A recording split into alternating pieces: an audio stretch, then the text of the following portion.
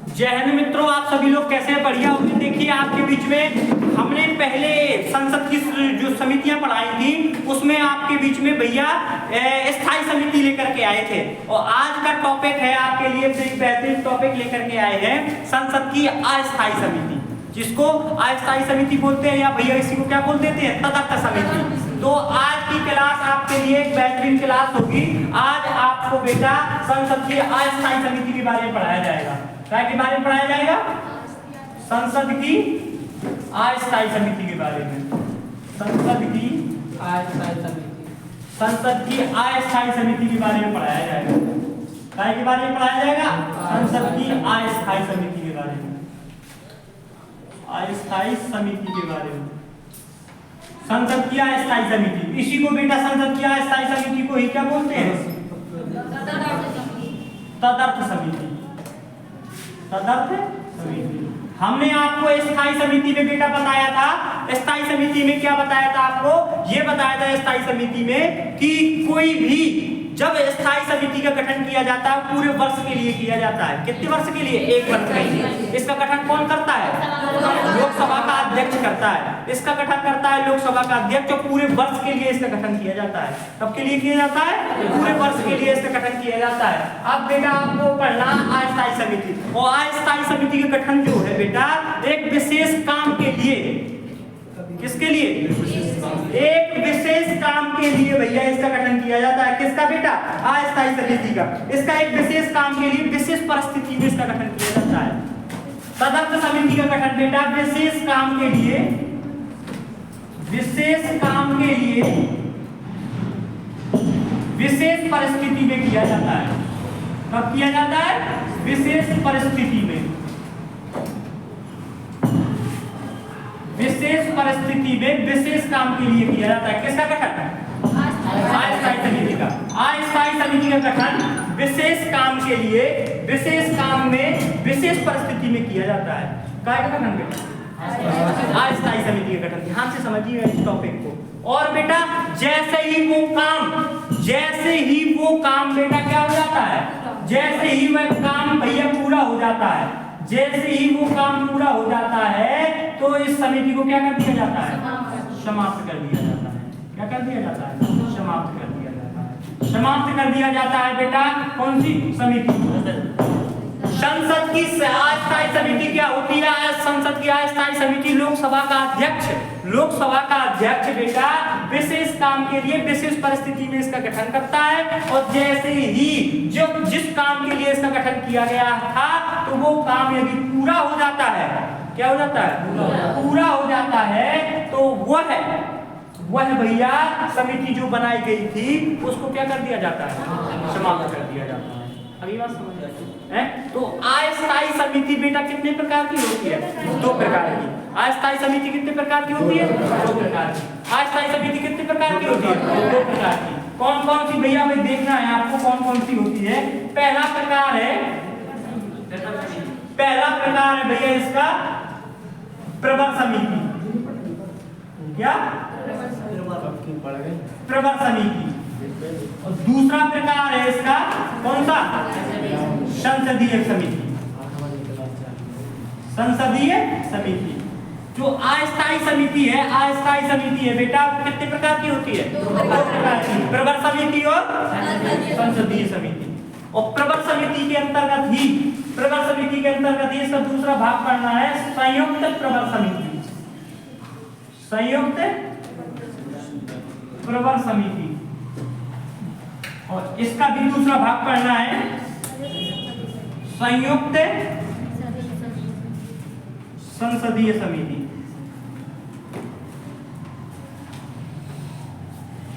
इस प्रकार से ये पूरा जानना है टॉपिक को। प्रवर समिति, संयुक्त प्रवर समिति, संसदीय समिति, संयुक्त संसदीय समिति। प्रवर समिति क्या होती है भैया? अब इसको जानते हैं हम लोग। प्रवर समिति क्या होती है? प्रवर समिति भैया वो होती है जो विधेयकों की जांच करती है। क्या की जांच करती है? विधेयक जो भैया संसद में, मान लो जो लोकसभा है, ये है अपना क्या? ये है लोकसभा, ये लोकसभा, ये क्या है? ये है राज्यसभा। तो तो लोकसभा में जो विधेयक पारित करने के लिए आए हैं, आपको लोगों को पता है कि जो सबसे पहले मसौदा बनाए ड्राफ्टिंग कमीशन के द्वारा है, यदि सांसद बनाते हैं तो वो क्या होता है, गैर सरकारी विधेयक, और जो यदि मंत्री बनाते हैं तो वो सरकारी विधेयक होता है। सबसे पहले विधेयक बने, अब आए लोकसभा में, तो भैया लोकसभा से पारित होगा, राज्यसभा से पारित होगा, फिर जाएंगे राष्ट्रपति जी यदि पारित कर देंगे तो विधेयक क्या हो जाएगा, कानून का रूप ले लेगा।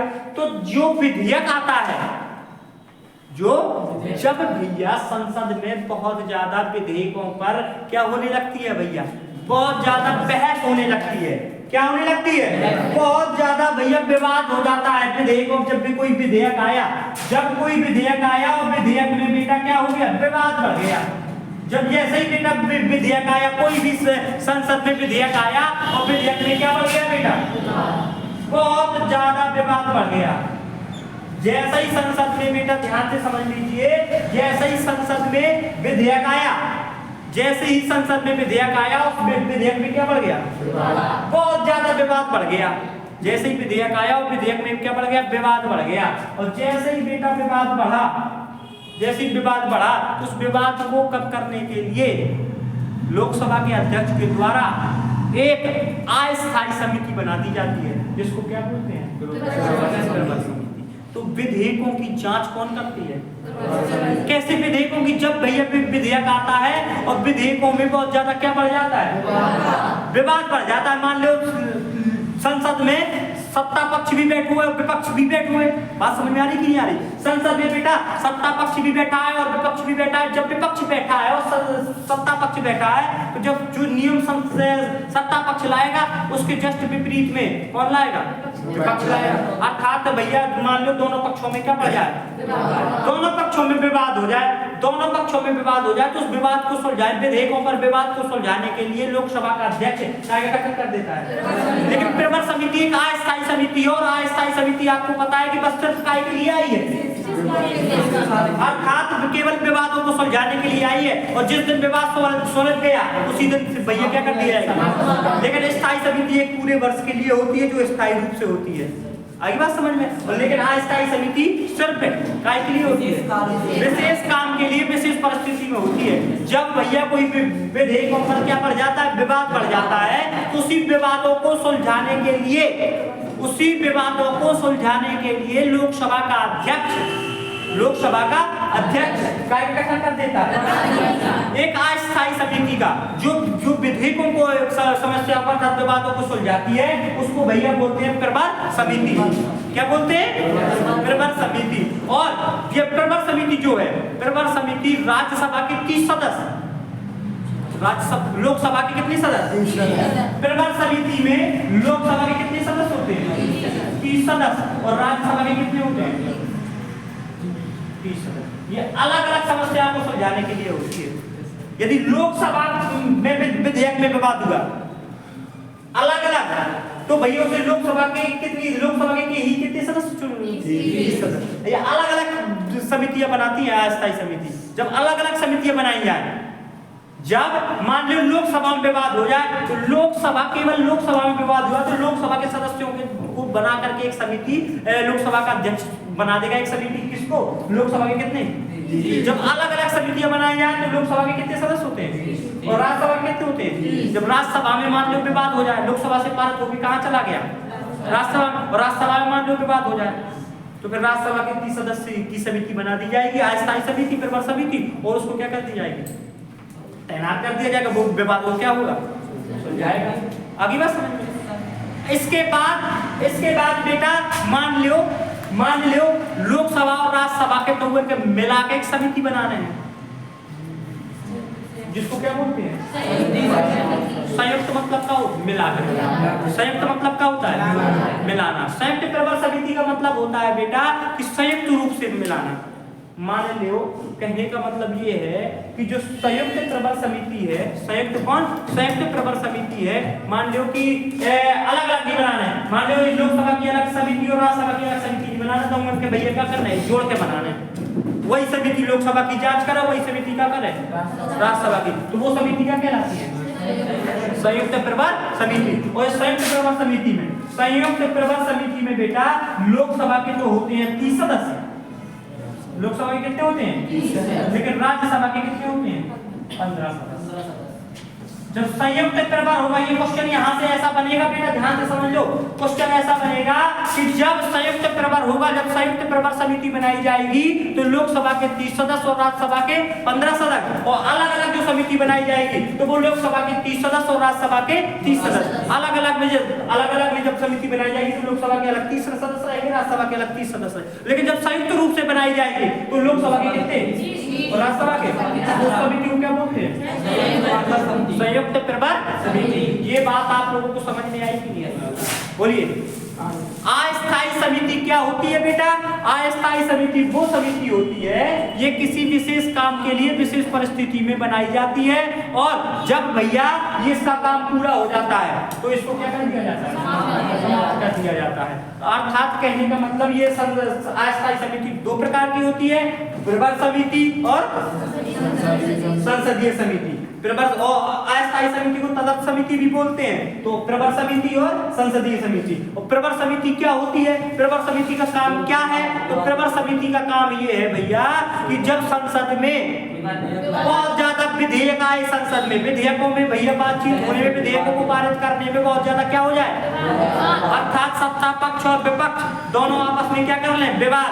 उसी विवाद को सुलझाने के लिए लोकसभा का अध्यक्ष क्या बना देता है, प्रभार समिति का क्या कर देता है, गठन कर देता है। और प्रभार समिति का गठन कर दिया तो प्रभार समिति ही उसको क्या कर देगी, सुलझा देगी। क्या कर देगी, सुलझा देगी। और सुलझाने पर भैया जैसे ही सुलझा के खत्म किया, यदि मान लो अलग अलग एक इकट्ठी बनाना है, क्या करना है, इकट्ठी बनाने, लोकसभा और राज्यसभा की दमन के लाने के एक ही ये समिति बनाना है, तो वो कौन सी बनाई जाएगी, जिसमें लोकसभा के 30 और राज्यसभा के, मान लो अलग अलग सदन के लाने बनाना है, लोकसभा के लाने अलग और राज्यसभा के लाने अलग, तो उसमें भैया सदस्यों की संख्या बढ़ जाएगी। लोकसभा में तो 30 ही रहेगी, लेकिन राज्यसभा में कितनी हो जाएगी, 30 हो जाएगी। आगे बात समझ में, ये तो हो गया तुम्हारा कौन सा।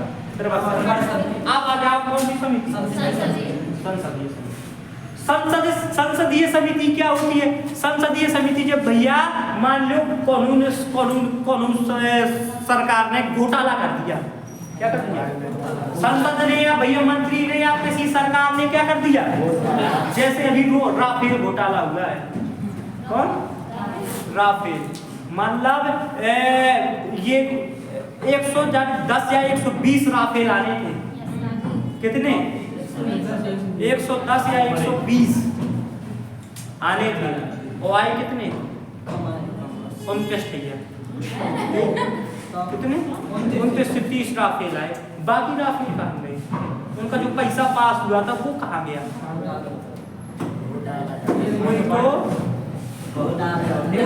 झोल है भाई।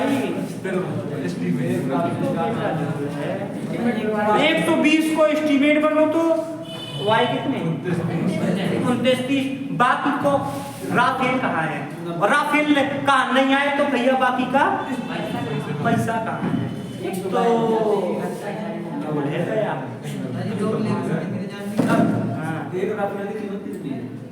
कम से कम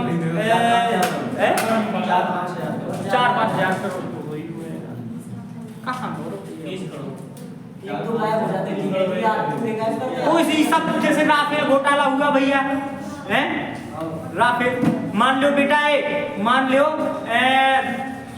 ये आवास में प्रधानमंत्री सुरक्षा अभियान के तहत पीएम ने वो दी थी, हर घर सुरक्षा अभियान, मतलब कि कोई भी खुले में शौच करने नहीं जाएगा। जो भी खुले में देखो यात्रा में निकाले करते, सुबह हर गांव में निकली करती, देखो स्वच्छ भारत अभियान के तहत जो भी खुले में लैट्रिन जाएगा वही अपना तुमने आपने देखो सुबह चिल्लाए करते, सुबह से वो हाँ जैसे सुख जगह तो बस मन चाहे आदमी गाँव में मन चाहे आदमी इकट्ठे निकला तो नारे लगाओ, जो भी खुले में जाएगा वो अपना ही खाएगा, हैं? हाँ तो भैया मान लो जितनी लैट्रिन बनी गांव देहात में हर घर में एक लैट्रिन दी है मोदी जी ने। मतलब कहने का मतलब जितनी लैट्रिन बनी है पहले से बनी जो उनके तक नहीं और ना की और जांच भी नहीं हुई इस भैया स्वच्छता अभियान। कई लोगों ने गाँव में अंदर लैट्रिन बनी है और लैट्रिन को भर दो और लैट्रिन आगे बाहर बनवा लो। आओ भैया आओ और लैट्रिन हाथ दो एक दो लैट्रिन बनी है तो एक चीज लैट्रिन और बनवा ली फ्री में। तो आदमी के फ्री में यदि फ्री में कछु दो जाए तो ले ली मना का भूल करा था कि चलो लैट्रिन बनी है तो कौन गरीब के दूसरे के मिल जाए। अरे हाँ हम तो फॉर्म भर रहे हैं अरे बात समझ में। मान लो भैया वही में घोटाला कर दे का हो जाए घोटाला प्रधान से लगा के ऊपर तक भैया का हो जाए घोटाला हो जाए। कैसा घोटाला हो जाए कि जो प्रधान है प्रधान कई एक की भैया लेटेंगे खा जाते आजादी लेटरिंग बेटा लेटरिंग आजादी लेकिन लेटरिंग बनाते हैं लेटरिंग बनाते हैं और लेटरिंग खा जाते हैं। कहते थे भैया ए कि तुम आई आई अब बेचारो ढूंढ करते हैं मैं तो भाग तो आराम इतने रुपया लग गए थे अब तक हमारी लेटरिंग नहीं आई लग जाओ ये खा लो एक किस्त आ जाती दूसरी किस्त फंस जाती फंस न हो जाती बात तो पूरी है लेकिन क्या करे प्रधान खा जाते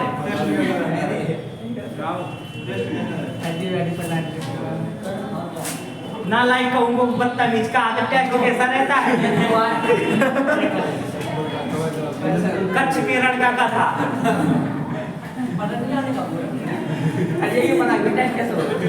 संसदीय समिति भैया देखो ध्यान से समझ लीजिए क्या होती है संसदीय समिति। संसदीय जो समिति है जो संसदीय समिति है संसदीय समिति है जो ये भैया किसकी जांच करती है कहते नाला की लेटरिन की जांच कर दी कितनी खाई कितने घोटालों की जांच कौन करती है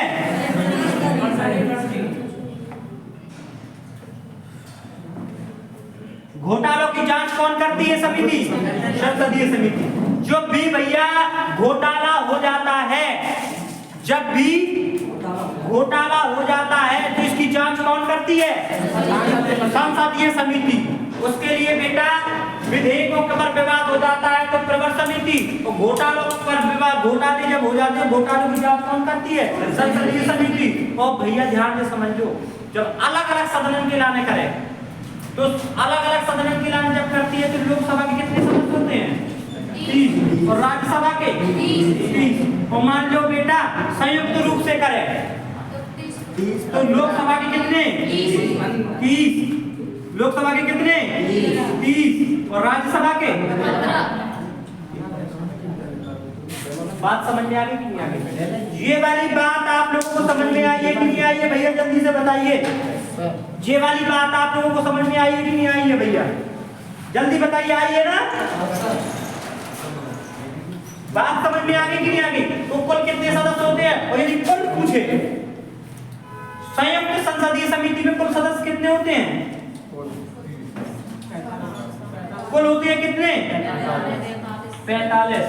संसदीय समिति में बेटा अलग अलग जब होते हैं तो कितने होते हैं लोकसभा के 30 राज्यसभा के 30 और संयुक्त प्रवर समिति में कुल कितने होते हैं कुल पूछे 45 जिसमें लोकसभा के कितने 30 राज्यसभा के अलग अलग लोकसभा के 30 और राज्यसभा के 30 संयुक्त में बेटा कुल 45 जिसमें राज्यसभा की लोकसभा के 30 और राज्यसभा के 15। इस तरीके से बेटा ये होगी संसद की अस्थायी समिति।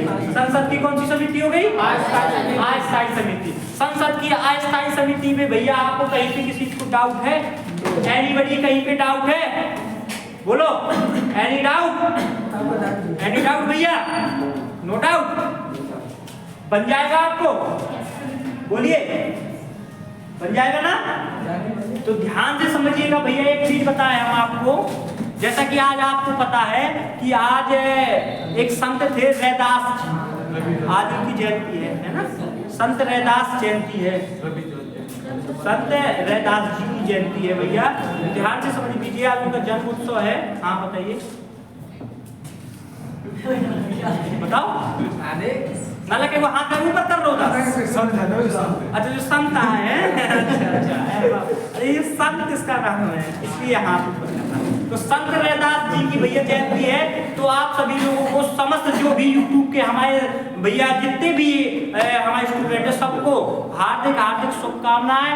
भैया आपका जीवन भविष्य जो भी है उज्जवल हो, और आपको श्री संत रैदास जी की जयंती की हार्दिक हार्दिक शुभकामनाएं। इन्होंने एक बहुत अच्छी चीज बताई है, इन्होंने एक चीज बताई है। कौन सी बात बताई है भैया? कि मन चंगा तो कटौती में चंगा, इन्हीं का कहना है। मन चंगा तो कटौती में। एक बार की बात है भैया, एक बार की बात है कि जी अपने बैठे थे आराम से, कौन? रैदास जी बैठे थे गांव में, वो जूता वूता सिला करते थे, तो बैठे थे तो कुछ संत निकले। क्या निकले? कुछ संत निकले रास्ते से। तो संत निकले तो रैदास जी ने उनको बुलाया पास में, उनसे कह दिया कि ये 1 रुपया दिया निकाल करके, और इसने कहा कि गंगा मैया को चढ़ा देना, गंगा मैया को दे देना, अर्पण कर देना, और उनसे कह देना रैदास जी ने ये मतलब भेजा है। तो संत ने कहा कि फेंक दो। तो संत के दूर से भैया उसने रैदास जी ने दे दिया। बताओ ये इतने मतलब वो थे लोग, इतने लोग बेकार थे कि उस समय कि रैदास जी को छूना पसंद नहीं करते। जो उन्होंने सिक्का दिया था उनको चढ़ाने के लिए, उसमें उस ब्राह्मणों ने क्या डाला? गंगा जल डाला, उसको शुद्ध किया है। जब उस सिक्के को गंगा जल डाल करके शुद्ध किया जाता है, तो रैदास जी को गंगा जल डाल के उसको भी शुद्ध करते। तो उनसे क्यों नहीं छूते थे उसको? उनसे क्यों दूर रहते थे, है ना? उनसे क्यों लोग दूर रहते थे? तो जब उनको सिक्का दे दिया तो अब गए भैया गंगा स्नान करने। जब वो स्नान करने गए तो वहां पे पहुंचे, तो उन्होंने स्नान किया, अपना पूजा पाठ किया। इसके बाद उनको याद आई कि रैदास जी ने वो सिक्का दिया, तो रैदास जी ने उसको गंगा मैया को अर्पण कर दिया, और उनसे कह दिया कि ये रैदास जी ने आपको भेजा है, और कहा था कि गंगा मैया को बोल देना कि उन्होंने भेजा, हमने बोल दिया। तो जब रैदास जी की बातों को गंगा मैया को ये बात बताई, तो गंगा मैया प्रकट हो गई, और गंगा मैया प्रकट हो गई तो प्रकट होकर के उन ब्राह्मणों को एक सोने का कड़ा दिया। क्या दिया? सोने का कड़ा दिया, और कहा कि तुम जाओ और रैदास जी को ये कड़ा दे देना, और कह देना कि गंगा मैया ने ये तुम्हें भेंट दी है, सोने का कड़ा, ठीक है? वो फाड़ दिया है। तो वो ब्राह्मण सोचने लगी, बता हमने इतना जप किया, इतना तप किया, इतना मानते हैं, डेली स्नान करने आते हैं, वो तो स्नान ही नहीं करता, वो तो स्नान ही नहीं करता, और कैसे ऐसा हो सकता है? कैसा संभव है? बताओ, वो स्नान आता भी नहीं है, और उसको गंगा मैया कड़ा दे रही है। तो आराम से उन्होंने सोने का कड़ा लिया, अपने पास रख लिया। तो वो ब्राह्मणों ने एक सोनार के पास जाकर के उस कड़े को बेच दिया, और बेच करके वो सोनार के इसको जैसे ही कड़े को बेचा, तो वो सोनार, ध्यान से समझिएगा, जब वो सोनार को बेच दिया, वो कड़ा भैया सोनार को बेच दिया, तो इसके बाद क्या होता है? इसके बाद वो कड़ा लेकर के सोनार ऐसा करता है कि महाराज जो महारानी है उसके पास वो कड़ा पहुंच जाता है। वहां से सोनार के यहाँ से वो खरीद लाती हैं, और उनके पास। इसके बाद जब वो कड़ा जो रानी के पास पहुंचता है, तो जैसे ही रानी उस कड़े को देखती है, तो वो अपने राजा से कहती है मुझे चाहिए तो दूसरा वाला, मेरे को ऐसे ही कड़ा चाहिए। जब राजा से ये कहा जाता है कि ऐसे ही कड़ा चाहिए, तो राजा वो सोनार पता लगवाता है, बुलाता है कि ये सोनार से कहता है कि ये कड़ा कहाँ से मिला। तो सोनार बताता है कि हमें ब्राह्मणों ने दिया था। ब्राह्मणों के पास बुलाया जाता है, ब्राह्मणों ने अपना पूरा हाल कि ये रैदास जी को गंगा मैया ने दिया था, ऐसा कैसे संभव है। उनकी पत्नी हट पे चल जाती, राजा महाराजाओं का तो शासन था, राजा महाराजाओं की पत्नियां जो कह देती थी राजा महाराजाओं को करना पड़ता था। राजा महाराजाओं की पत्नियां इतनी भैया वो थी कि यदि वो हट पे आ जाती थी, तो एक राजा अपने पुत्रों को जंगल भेज दिया करते थे। इतनी रानी महारानियों की चलती थी, अर्थात महिलाओं की कितनी बहुत ज्यादा चला करती थी। जैसे राजा दशरथ ने एक अपनी पत्नी की महिला के कहने पर अपने पुत्र को 14 वर्ष का वनवास दे दिया था, जहाँ अयोध्या का राजपाट दे रहा था, है ना। तो उस समय वो हट में बैठी हुई थी महारानी जब हट में बैठ गई, बेटा शोर नहीं करो, जब महारानी हट में बैठ गई तो अब रैदास जी के पास गए। रैदास जी से कहा गया कि हमें तो ऐसी कड़ा चाहिए, कैसा क्या है, ये सब झूठ मूठ है, ये सब कैसा क्या है, ये हमें भी राजा ने कहा है तो हमें भी बताओ। रैदास जी ने कहा था कि देखिए जो जब और तब ज्यादा करते हैं, लेकिन मन, यदि हमारा मन अच्छा है, किसी सकारात्मक चीज में हमारा मन लग रहा है, तो हमारे मन में कोई निश्चल चीज नहीं है, जो भी काम करते हैं 100% तरीके से करते हैं, मन में कपट नहीं है, मन में भैया द्वेष नहीं है, मन में ये नहीं कि भैया कि कोई आया और देखा अरे कितने बच्चा बैठे, मन में वही कोट रहो, अरे हम होते गए थे कितने बच्चा बैठे थे, अब का वो है, हमारे लिए तो सूखा लग गो, हमारे तो कोई आओ है ये चल भैया है। तुम जब मन में भैया मन में भरा है, मन में भरा है कपट, मन में भरा है कपट, और तुम सोचते हो कि हम राजा बन जाए, सिंहासन पे बैठ जाएं, और मन में क्या भरा है कपट। जब बेटा मुंह कपट निकालो, सकारात्मकता लाओ, तो जिस दिन सकारात्मकता मन में आ जाएगी, बच्चों के हित में काम करने लगेंगे, हैं, उसी दिन से तुम ऐसे नहीं जाओगे। कैसे जाओगे? ऐसे जाने लगोगे। अगली बात समझ में? तो पहले तो बेटा करो, तो उन्होंने कहा कि मन चंगा तो कटौती में गंगा। मन आपका अच्छा होना चाहिए, कोई भी काम करो। अब यहाँ से अपन को क्या प्रेरणा मिलती है? ये मिलती है कि चाहे पूरा भी नो, लेकिन मन को सकारात्मक तरीका से 100% लग जाओ। हम पढ़ाते हैं बेटा, तो अभी शायद है कि मम्मी पापा तो अब सपोर्ट करने लगे हैं, पहले नहीं करते थे, लेकिन एक भाई है, भाई तो भैया पूरा जिस दिन से स्टार्ट किया है उसी दिन से बस यही कहा था उसने कि जो करना है तुम करो, नहीं तुम्हारी मन लग रहा पढ़ाई में मत करो। तुम्हें चाहिए थी जॉब, वो यूपीएसआई वाली नहीं हो पाया, ना हो जाने दो। एक यूपीएसआई में नहीं हो पाया, तुम 100 यूपीएसआई बनाओगे। ये सिर्फ हमारे भैया के बोल है? एक इंसान के सपोर्ट से मैं यहाँ तक पहुँचा हूँ। अब तो मम्मी पापा भी सपोर्ट करने लगे, पहले तो मम्मी पापा नहीं करते थे, हैं? अब जिस दिन मम्मी पापा सपोर्ट करने लगे तो उस दिन तो मैं जाने क्या करूँगा, हैं? और मम्मी पापा हमारे पक्ष में हैं। तो बेटा मन से हटना नहीं चाहिए। जो मन बना लिया एक बार नहीं करना है।